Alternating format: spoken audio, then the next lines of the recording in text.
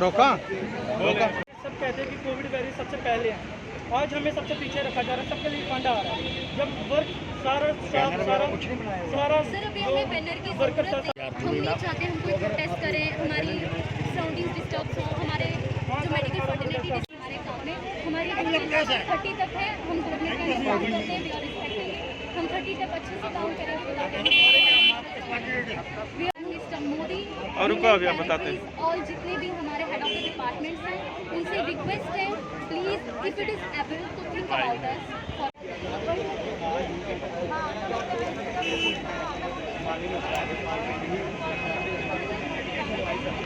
Testing.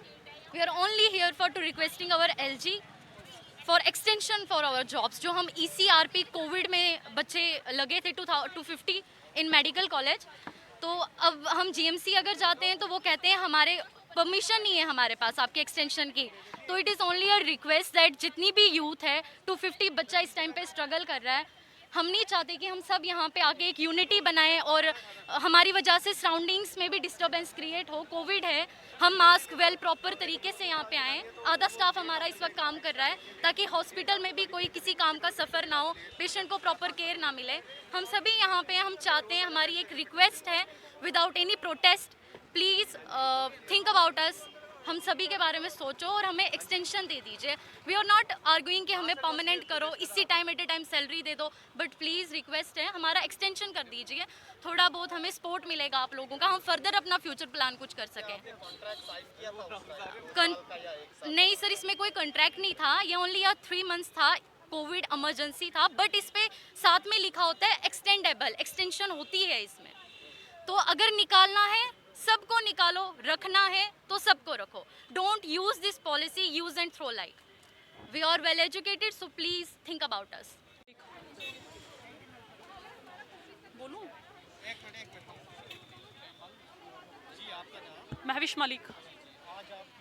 Sir हम इसलिए आए क्योंकि हम NHM के अंडर है, हम जो NHM के अंडर है पूरा स्टाफ जो यहाँ पे आया हुआ है, हमें एक्सटेंशन नहीं मिल रहा है। हमें बोल रहे हैं कि इनको टर्मिनेट कर दो, जो नोटिफिकेशन आई हुई है अभी कहते 20 की बोल रहे हैं इनको 30 को टर्मिनेट कर दो। बट सर ये है क्यों टर्मिनेट कर रहे हैं हमें, जो हमने ECPR जिसके अंडर हमने फॉर्म लगाया था वहाँ पे लिखा था 3 month and further extension 6 month and further extension. उसमें ये नहीं लिखा था कि 3 मंथ के बाद इनको यूज़ करो और फेंक दो बाहर।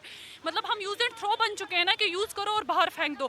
हमने कहते सेकंड वेव चल रहा था कोविड, उस टाइम हम लोगों ने काम किया, PPT किट्स पहनी हम लोगों ने। उस टाइम इतनी ज़्यादा गर्मी थी, उस टाइम हमें घर वाले भी हमारे रिस्क पे मतलब रह रहे थे। हम आए, हमने ड्यूटीज़ की और उस टाइम ट्रांसपोर्ट का भी कहते बहुत प्रॉब्लम हो रहा था। कुछ बच्चे तो पैदल चल के आते थे, कुछ लोगों को एम्बुलेंस लेने आती थी, कुछ बच्चे कैसे आ रहे थे। और जितने भी हैं अभी हमारे पास एटलीस्ट 1600 जो स्टूडेंट्स हैं, जो स्टाफ है वो बेरोज़गार हो रहा है।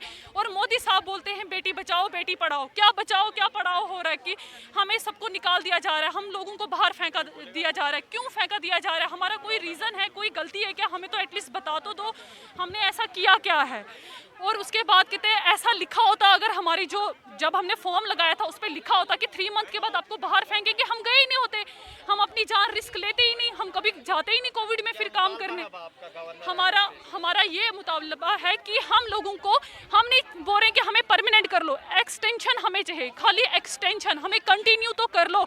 और ये भी बोला था मोदी साहब ने कि हाँ जी जो कोविड में जो बच्चे लग रहे हैं उनको फर्स्ट प्रेफरेंस दो। फर्स्ट प्रेफरेंस कहाँ? 3 मंथ हो गए, इनका काम निकल गया और हमें बाहर फेंक रहे हैं। अब क्यों फेंका जा रहा है? हमें इस चीज़ का जवाब चाहिए। और बोल रहे हैं फंड्स नहीं आ रही है, क्यों नहीं आ रही है फंड्स? जो 2005 से NRHM स्टार्ट हुआ था, अब तो NHM बोलते, पहले NRHM था, तब से स्टार्ट हुआ है, उनके लिए फंड्स आ रही है, हम लोगों के लिए क्यों फंड्स नहीं आ रहे? और हमारे पास एक नोटिफिकेशन आई है, उसमें लिखा हुआ है कि 2024 तक आपके लिए फंड्स आ चुकी है और हमें तो कुछ भी नहीं बोल रहे कि नहीं आया हुआ है। Okay, thank you.